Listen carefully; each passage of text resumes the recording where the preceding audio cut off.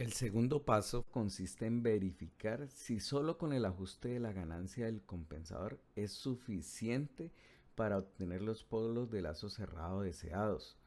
Para esto se realiza la gráfica del lugar geométrico de las raíces y verificamos si pasa por los polos deseados de menos 0.8 más 0.6i y menos 0.8 menos 0.6i.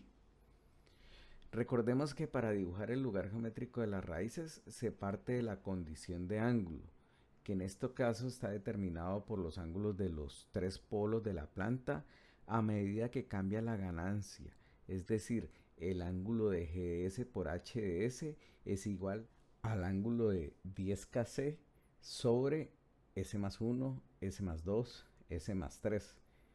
Por lo tanto, es el ángulo de 10kc menos el ángulo de S más 1 menos el ángulo de S más 2 menos el ángulo de S más 3.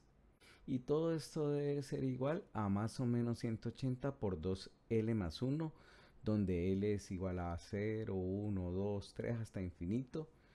Pero como Kc varía desde 0 hasta infinito, entonces 10kc es un valor positivo y por lo tanto su ángulo es igual a 0.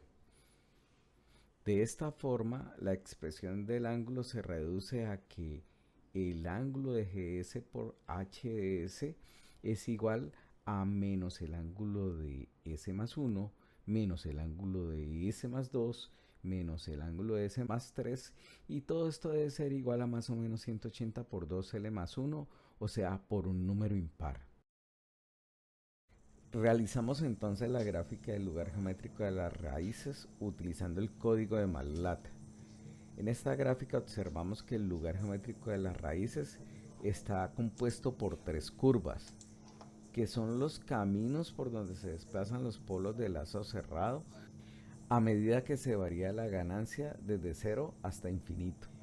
En este punto verificamos si las curvas del lugar geométrico de la raíz pasan por los polos del lazo cerrado deseados. Si es así, podemos entonces encontrar un valor de ganancia Kc para lograr que el sistema responda como se desea. En la gráfica vemos que cuando la ganancia es 0, hay un polo de lazo cerrado que inicia en menos 3 y a medida que se aumenta la ganancia seguirá la curva de color azul sobre el eje real hacia la parte izquierda del plano complejo.